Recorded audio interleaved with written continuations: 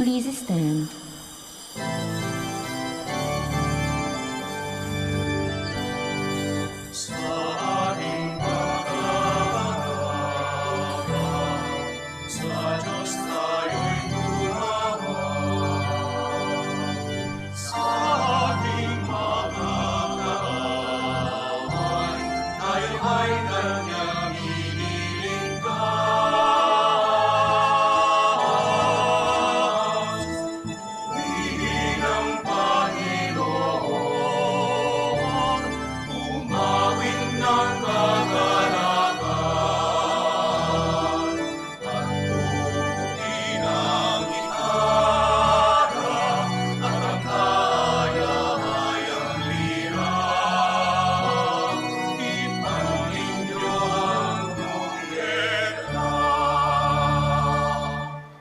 In the name of the Father, the Son, and of the Holy Spirit. Amen. The grace of our Lord Jesus Christ and the love of God and the fellowship of the Holy Spirit be with you all. And with your spirit.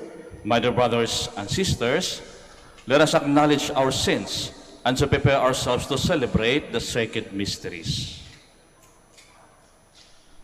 I confess to Almighty God and to you, my brothers and sisters, that I have greatly sinned in my thoughts and in my words, in what I have done and in what I have failed to do, through my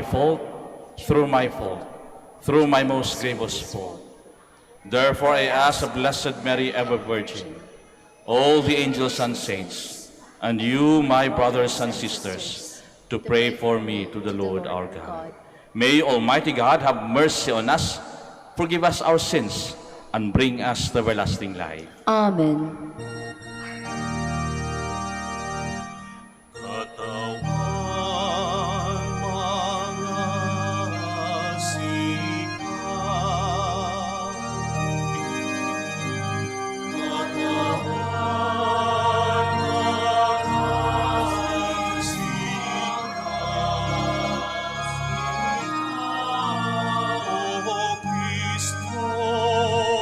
Cristo,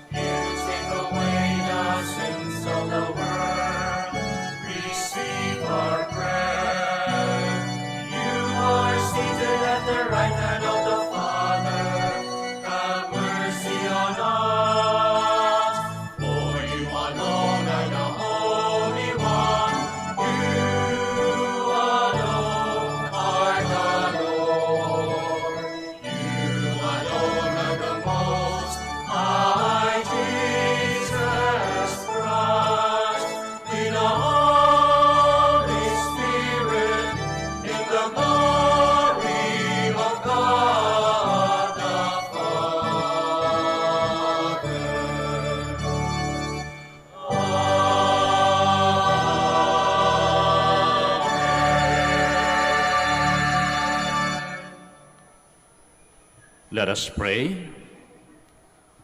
O God, who in this wonderful sacrament have left us a memorial of your passion, grant us, we pray, so to revere the sacred mysteries of your body and blood, that we may always experience in ourselves the fruits of your redemption, who live and reign with God, the Father, in the unity of the Holy Spirit, God, forever and ever. Amen. Please be seated. Melchizedek, king and priest, offers bread and wine while blessing Abram. Melchizedek prefigures the Lord Jesus, our eternal high priest, who offers and gives himself in the form of bread and wine. A reading from the book of Genesis. In those days, Melchizedek, king of Salem, brought out bread and wine, and being a priest of God Most High, he blessed Abram with these words: Blessed be Abram by God Most High, the creator of heaven and earth. And blessed be God Most High, who delivered your foes into your hand. Then Abram gave him a tenth of everything. The word of the Lord. Thanks be to God.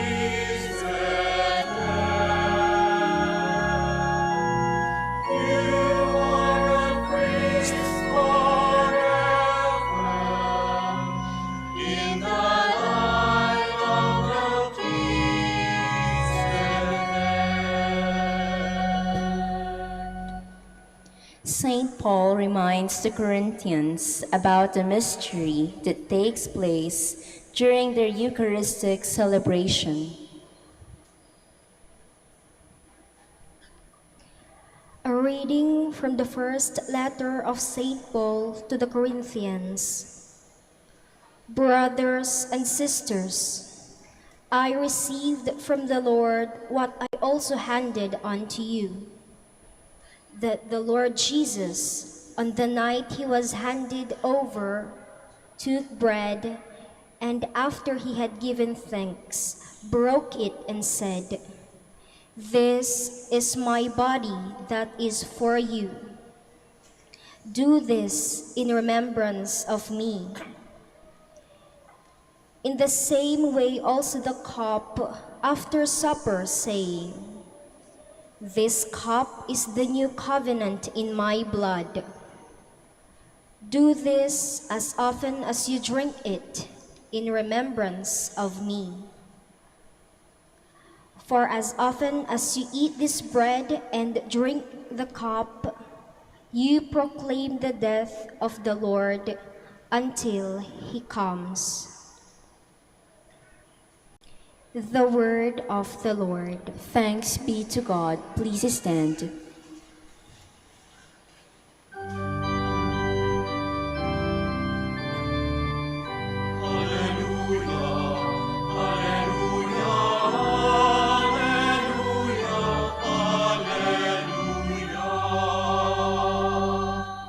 I am the living bread that came down from heaven, says the Lord.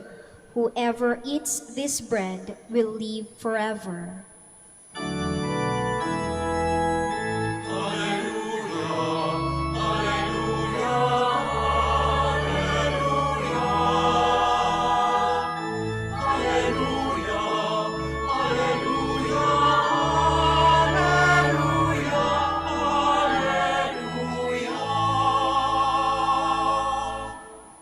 The Lord be with you. And with your spirit. A reading from the Holy Gospel according to Luke. Glory to you, O Lord. Jesus spoke to the crowds about the kingdom of God, and he healed those who needed to be cured. As the day was drawing to a close, the 12 approached him and said, "Dismiss the crowd so that they can go to the surrounding villages and farms and find lodging and provisions, for we are in a deserted place here." He said to them, "Give them some food yourselves." They replied, 5 loaves and 2 fish are all we have, unless we ourselves go and buy food for all these people. Now the men there numbered about 5,000. Then he said to his disciples, "Have them sit down in groups of about 50. They did so and made them all sit down, taking the 5 loaves and the 2 fish. And looking up to heaven, he said a blessing over them, broke them, and gave them to the disciples to set before the crowd. They all ate and were satisfied. And when the leftover fragments were picked up, they filled 12 wicker baskets." My dear brothers and sisters, the Gospel of the Lord. Praise to you, Lord Jesus Christ. Please be seated. Magandang umaga po, magandang tanghali po sa inyong lahat at welcome po sa Minor Basilica ng Our Lady of the Rosary of Manaoag. Magandang tanghali po. Sa lahat po ng mga tatay dito, Happy Father's Day. Happy Father's Day po sa lahat ng mga tatay. Today we are celebrating the solemnity of the Corpus Christi, the body and blood of Christ. Likas sa ating mga Pilipino, lalo na sa ating mga Katoliko, na halos lahat ng activity, mga important events, karamihan sa ating buhay ay palaging may misa. Pansin niyo? Foundation Day, Father, pwede ka ba maimbitahan magmisa? Okay. Father, birthday ni ganito, may misa. Halos lahat. At karamihan sa atin, maraming kapag may hinihingi, o nagpapasalamat, palaging nagpapamisa. Halos lahat na nga yata ng events sa ating buhay ay kakabit ang tinatawag natin na Eucharistia, o Misa, kung saan we partake of the body and blood of Christ. Kaya kung minsan nga nagugulat na lang kami mga pare, lalo na ako personally, nung bagong ordain ako na pare, before ako mag-start ng misa, sabi sa ako ni isa sa mga nagsimba, Father, pa-pray mo naman si Princess. Pa-pray mo naman, birthday niya ngayon. Sabi ko, saan si Princess? Sabi, nasa bahay po, Father. Okay. O, sige po, sama natin. Sabi ko pa doon we also include in our prayer the special intention of Princess who is celebrating her birthday today. Pagkatapos ng misa, lumapit sa akin yung Father, thank you. Sinama niyo po si Princess sa misa ninyo, yung kanyang intentions. Pwede po kayong maimbitahan, Father, simple breakfast lang po. Because sure, pagkain, hindi ako tumatanggi. Blessing din yun. No? Kaya pagpunta ko doon sa bahay, ganyan, malapit lang kasi bahay nila, walking distance O sabi ko sa kanya, sige, saan na po si Princess? Biglang, sabi nung tawag yung kanyang katulong, nasaan na si Princess?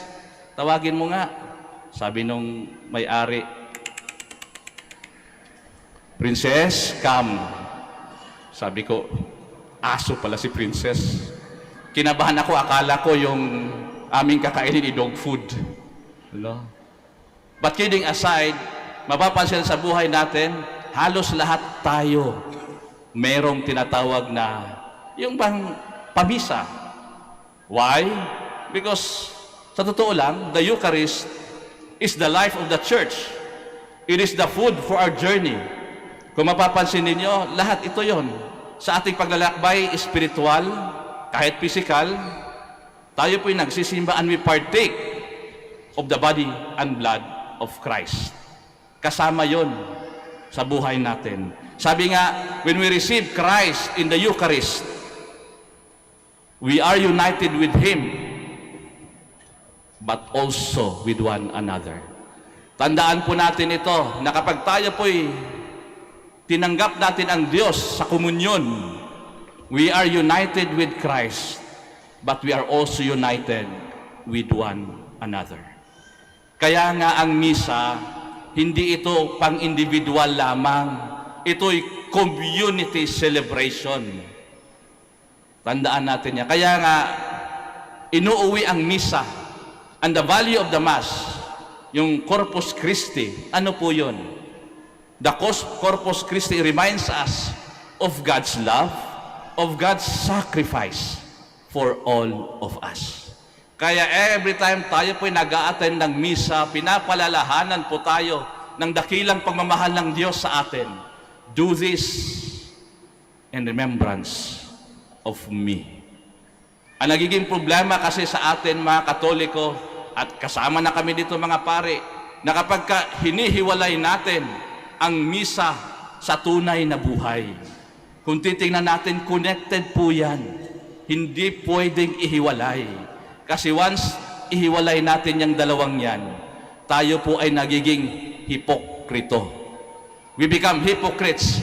We attend Mass every Sunday.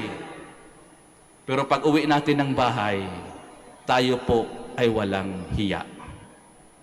Kaya po, sinasabi sa atin that when we partake of Christ, we are united with Christ, but we are also united with one another. Inuuwi ang misa, yun po yun. Inuuwi ang body and blood of Christ sa ating buhay. At ito po'y isinasa buhay. Kasi kapag kawala, sabi ko sa inyo para tayo mga hypocrites. Lumuluhod pag Sunday, walang hiya pag Monday to Saturday. Ito yung tinatawag natin, that the integration of our faith on Sunday should be seen on our living the daily. Yung daily, natin, sinasama yung misa. At kung titingnan natin, mapapansin niyo kapag sa misa po, meron po tayong ginagawa sa misa. Papansin ninyo, sa misa, o tinatawag natin sa the body and blood of Christ? Una, presence. The solemnity, yung solemnity ngayon na sineselebrate natin, reminds us of God's real presence in the Eucharist. God's real presence in the bread and wine. The real presence of God in our midst. Ito po yung ibig sabihin kapag tayo po nag-attend ng misa. Kaya sana po, present tayo. As in present. Kasi kung minsan marami sa atin, present nga dito ang katawan, ang utak kung saan-saan. Di ba? Ang hinihingi sa atin kapag nag-attend tayo ng misa, and if we want to partake of the body and blood of Christ, God is telling us to be present. Wholly present. Buong buo. Hindi yung andito ka, tapos pagka amin na nga lang sasagutin, amen. Wala pang ka, buhay-buhay. Pansin niyo yon? The Eucharist reminds us of God's presence in our lives. Food for our journey in life. Present ang Diyos. Kaya kung titingnan din natin, kung ito din isa sa buhay natin, kung ang pagsasabuhay natin sa misa, inuuwi natin sa bahay, all of us are called to be present in our own family. O diba sa mga tatay dito? Diba? To be present, not just physically, spiritually, but everything, wholly. Diba mga tatay, diba? Ang ulirang tatay palaging present. Maaring hindi physical, ano na ngayon modern na ngayon Pwede sa Facebook, pwede sa Zoom, video call. Present sa halos lahat ng desisyon ng anak. Sige anak, andito lang kami, susuportahan ka namin. Present. Kita mo pag isabuhay mo yan? Pangalawang act sa misa, anong ginagawa? Offered. Lahat tayo dito ino-offer, nag-o-offer. Maaring hindi man yung pera na nilalagay niyo dyan, but we offer ourselves to the Lord. Kaya nga sa simula ng misa, di ba? Anong ginagawa natin? Humihingi tayo ng tawad sa Diyos. I confess to Almighty God. Ino-offer mo yung sarili mo. Ino-offer natin sarili sapagkat it is to remind us that life is not about control. Life is all about surrendering ourselves to God. Kaya kapag nagmimisa ka, kami, lahat tayo, pag nagmimisa, we surrender this moment for the Lord. Imagine mo yan, di ba? Ang tunay na nagmamahal yung kahandaan mong mag-offer ng sarili mo para sa taong minamahal mo. O, sa mga tatay dito, di ba ganun din? O, kita mo na yung paralysm. Blessed. Pangatlo, blessed. Anong ginagawa? Pag-offer, tinapay sa kaalak. Anong ginagawa? Babasbasan. Blessed are you, Lord. Kaya pansin nyo sa Ebanghelyong binasa natin, anong ginawa ng Diyos? Binasbasan din. Nagpasalamat ang Diyos, binasbasan at naganap ang isang milagro. Sa totoo lang po, kaya kung tatanungin ko kayo ngayon, kayo ba'y naniniwala sa milagro? Yes or no? Yes? Yes or no? Minsan, iniisip natin na yung milagro, Father, yung mga extraordinary. But actually, miracles are the simple things that we do in life that could make a difference in the life of other people. Simple acts of kindness, simple acts of faith, simple acts of hope, simple acts of love. These are sources of miracles. Sabi nga may nagsabi be kind to people because you might be the only miracle that they will witness during their lifetime. Totoo. Di ba kapag nakaano ka ng pagod na pagod ka at merong isang tao na gumiti lang sa'yo, very kind to you, kita nyo na yan.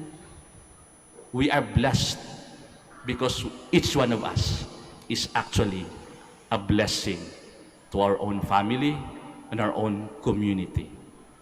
Let us be blessed and be a blessing. Pangatlo, marami na ito, yung ginagawa. Blessed, anong ginagawa pagkatapos basbasan? The readiness to be broken. It is to heal and to minister to our brokenness. Lahat naman tayo dito broken. Pero kapag tayo po in our own brokenness, when we share in the brokenness of God, we heal each other. Kaya nga yung misa, anong ginagawa? Pinaghati-hati, hahatiin ka. Siguro experiences dito ng mga tatay, di ba? Kung dati-rati kapag nung binata pa kayo, yung time ay para sa inyo lahat. Yung pera na sinisweldo ninyo ay para sa inyo lahat.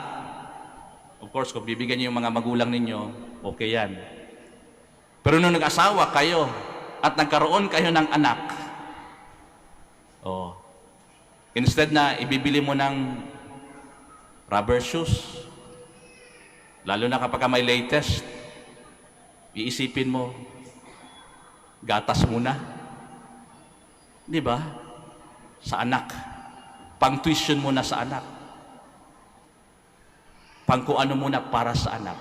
The readiness to be broken of your time, of your resources, of your own very self. Ganun ang ginagawa sa misa. At kapag ikaw po ito na nagmamahal, you should be ready to be broken into pieces. Ganun ang ito na nagmamahal eh. Minsan kakainin mo na lang, lalapit yung anak mo, Daddy,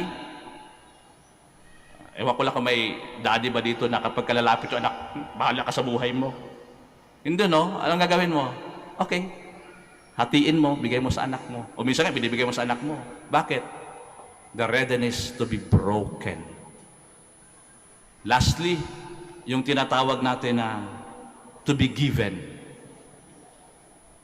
Sa Eucharistia, yung Corpus Christi, pinaghati-hati at ibibigay.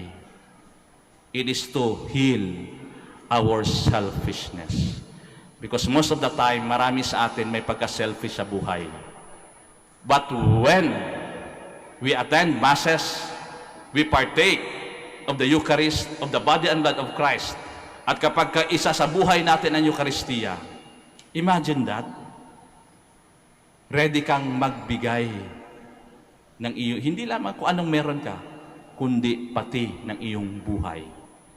Kaya kung isa sa buhay natin yung Corpus Christi, yung Eucharistia, yan, we should be ready to be present, ready to offer ourselves, ready to bless other people and be a blessing to people, and ready to be broken and to be given to people that we love. Kung titingnan natin yan, isa sa buhay natin ito po kasi ang ginawa ng Diyos para sa atin. And remember this, that the solemnity of the Corpus Christi reminds us of God's love, of God's sacrifice. Huwag nating ihiwalay sa ating buhay, bagkus atin iting isabuhay mula Monday hanggang Sunday. Ang misa po, buhay at isina sa buhay. Tandaan natin yan. And we partake of Jesus Christ, we are not only in communion with Him, but we are in communion with one another. Sabi nga sa isang kanta, walang sinuman ang nabubuhay para sa sarili lamang, at walang namamatay para sa sarili lamang. Sa totoo lang, sapagkat lahat tayo, dahil sa Eucharistia, ay nagiging isa. Let us all stand. Together, let us profess our faith. I believe in one God, the Father Almighty, maker of heaven and earth, of all things visible and invisible. I believe in one Lord Jesus Christ, the only begotten Son of God, born of the Father before all ages, God from God, light from light, true God from true God, begotten, not made, consubstantial with the Father. Through him all things were made. For us men and for our salvation, he came down from heaven, and by the Holy Spirit was incarnate of the Virgin Mary and became man. For our sake, he was crucified under Pontius Pilate. He suffered death and was buried, and rose again on the third day in accordance with the Scriptures. He ascended into heaven and is seated at the right hand of the Father. He will come again in glory to judge the living and the dead, and his kingdom will have no end. I believe in the Holy Spirit, the Lord, the giver of life, who proceeds from the Father and the Son, who with the Father and the Son was adored and glorified, who has spoken through the prophets. I believe in one holy, Catholic, and Apostolic Church. I confess one baptism for the forgiveness of sins, and I look forward to the resurrection of the dead and the life of the world to come. Amen. Through the body and blood of your Son, O Father, you have re-established your relationship with us and saved us from sin. With and in the grace of the Spirit, nourish our body and soul. For every petition we shall answer.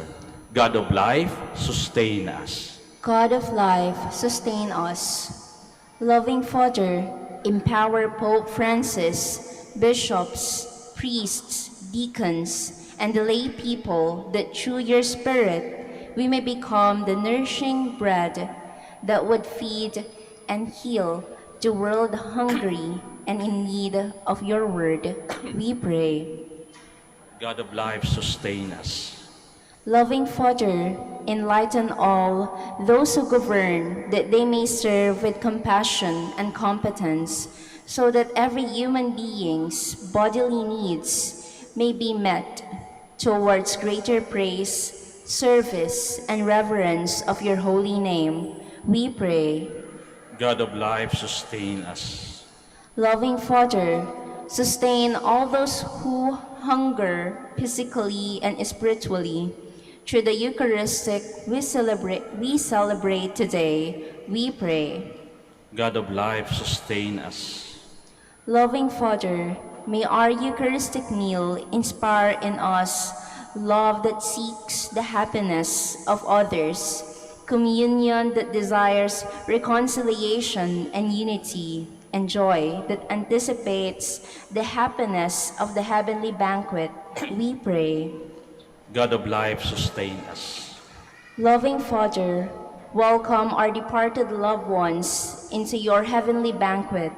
May their bereaved family find peace and consolation in you. We pray. God of life, sustain us. Let us pray for the urgent concerns of our community and our personal intentions. We pray. God of life, sustain us. Father, may the body and blood of your Son satisfy the needs of our body and soul, so that we too may become nourishment to each other in your Spirit. Grant this through Christ our Lord. Amen. Please be seated.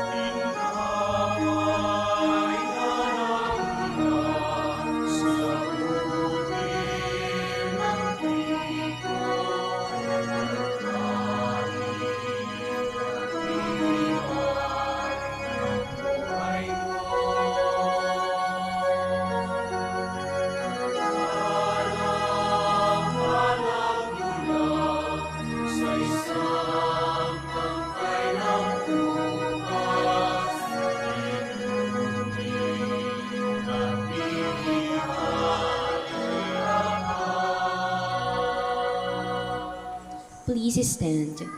Pray, my dear brothers and sisters, that my sacrifice and yours may be acceptable to God, the Almighty Father. May the Lord accept the sacrifice at your hands for the praise and glory of his name, for our good and the good of all his holy church. Grant your church, O Lord, we pray, the gifts of unity and peace, whose signs are to be seen in mystery, in the offerings we here present, through Christ our Lord. Amen. The Lord be with you. And with your spirit, Lift up your hearts. we lift them up to the Lord. Let us give thanks to the Lord our God. It is right and just. It is truly right and just, our duty and our salvation, always and everywhere to give you thanks, Lord, Holy Father, Almighty and eternal God, through Christ our Lord. For at the Last Supper with his apostles, establishing for the ages to come the saving memorial of the cross, he offered himself to you as the unblemished lamb, the acceptable gift of perfect praise. Nourishing your faithful by this sacred mystery, you make them holy, so that the human race, bounded by one world, may be enlightened by one faith, and united by one bond of charity. And so, we approach the table of this wondrous sacrament, so that bathed in the sweetness of your grace, we may pass over to the heavenly realities here foreshadowed. Therefore, all creatures of heaven and earth sing a new song in adoration, and we, with all the host of angels, cry out, and without end, we acclaim.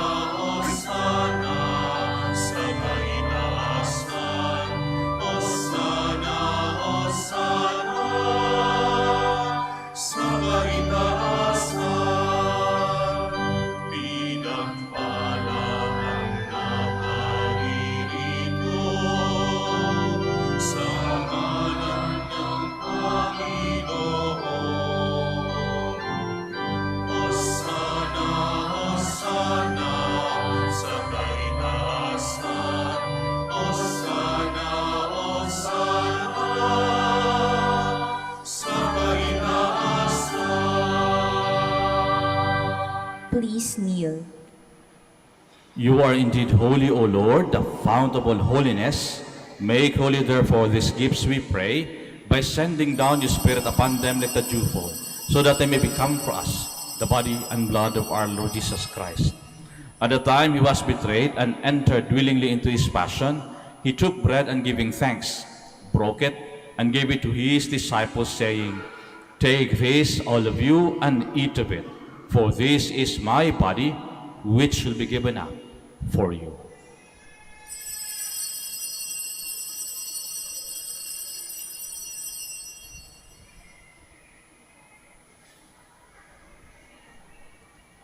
In a similar way, when supper was ended, he took the chalice, and once more giving thanks, he gave it to his disciples, saying, "Take this, all of you, and drink from it, for this is the chalice of my blood, the blood of the new and eternal covenant, which will be poured out for you and for many, for the forgiveness of sins. Do this in memory of me."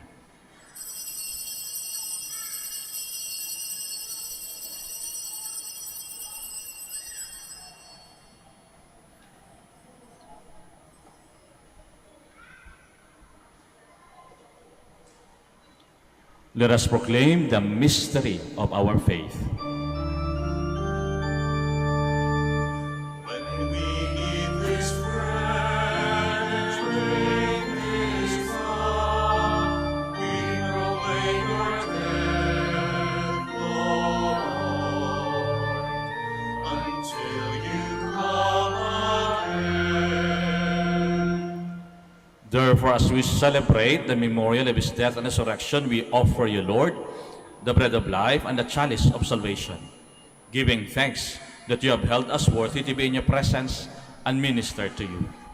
Humbly we pray that partaking of the body and blood of Christ, we may be gathered into one by the Holy Spirit.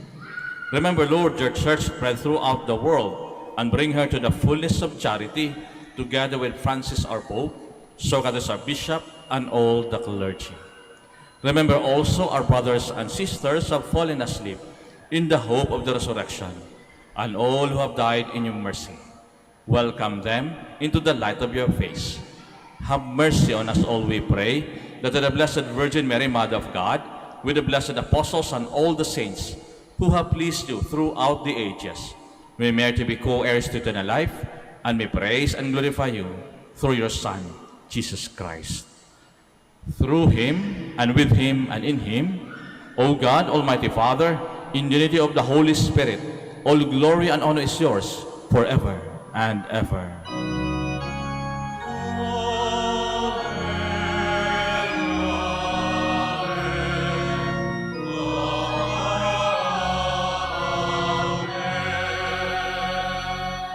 Please stand. At the Savior's command and formed by divine teaching, we dare to say,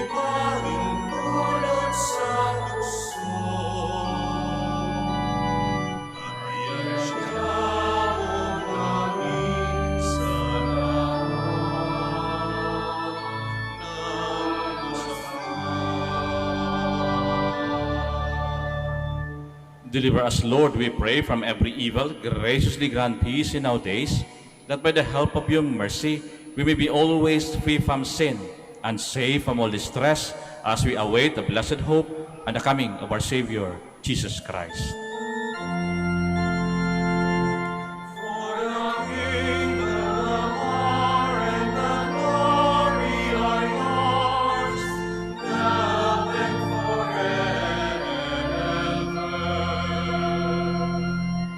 Lord Jesus Christ, who said to the apostles, "Peace I leave you, my peace I give you," look not on our sins, but on the faith of your church, and graciously grant her peace and unity in accordance with your will, who live and reign forever and ever. Amen. The peace of the Lord be with you always. And with your spirit. Now let us offer each other the sign of peace. Peace be with you.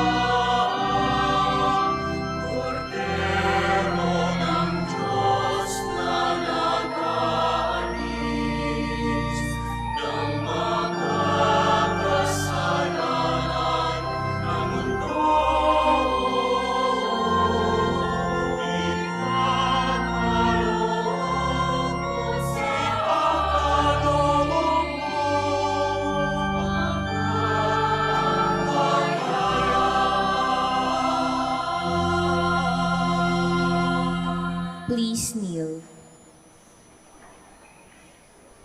My dear brothers and sisters, behold the Lamb of God, behold him who takes away the sins of the world. Blessed are those called to the supper of the Lamb. Lord, I am not worthy that you should enter under my roof, but only say the word, and my soul shall be healed.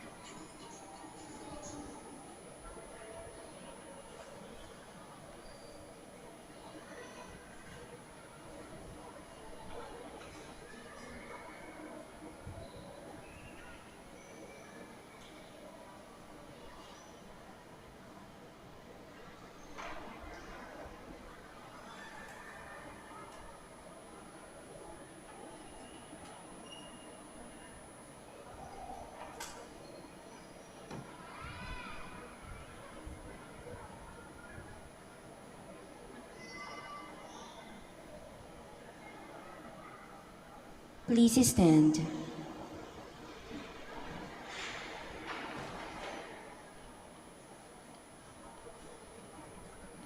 Let us pray. Grant, O Lord, we pray, that we may delight for all eternity in that share in your divine life, which is foreshadowed in the present age by a reception of your precious body and blood, who live and reign forever and ever. Amen. Please be seated for the announcement. The Merry Help of Christians seminary system is inviting all young men in high school, college, or young professionals to consider a vocation to be a priest for the service of the Archdiocese of Lingayen-Dagupan. A vocation to priesthood is a special grace not given to all men. It is a great blessing for a family to be able to offer a son or a brother to be a priest. Those who are interested to enter the seminary are invited to approach any of the priests in the parish who will gladly assist them in the seminary admission requirements. Let us beg the Lord to send more priests to his vineyard in Lingayen-Dagupan. Let us now prepare to receive the final blessings. Please stand. The Lord be with you. And with your spirit. Bow your heads and pray for God's blessing. Lord God, from the abundance of your mercies, provide for your servants and ensure their safety, so that strengthened by your blessings, they may at all times abound in thanksgiving and bless you with an ending exultation. Grant this through Christ our Lord. Amen. And may Almighty God, and may the blessing of the Almighty God, the Father, the Son, and the Holy Spirit come down on you and remain with you forever. Amen. The Mass is ended. We go in peace. Thanks be to God. We shall now have the prayer for the blessing of the sick, and afterwards the prayer for the blessing of rosaries and other religious images and articles. Our help is in the name of the Lord, Who made heaven and earth. God, our Almighty Father. By your blessing, you give us strength to support in our frailty. Turn with kindness toward our sick brothers and sisters. Free them from all illness and restore them to good health, through the intercession of Our Lady of the Rosary, Manaoag, so that in the sure knowledge of your goodness, they will gratefully bless your holy name. We ask this through Christ our Lord. Amen. In memory of the mysteries of the life, death, and resurrection of our Lord Jesus Christ, and to the honor and glory of the Blessed Virgin Mary, Mother of Christ, Mother of the Church, Our Lady of the Rosary, Manaoag, may these rosaries, images, candles, oil, and other religious articles be blessed and made holy in the name of the Father, and of the Son, and of the Holy Spirit. Amen. Maraming salamat po sa inyo at have a nice day po.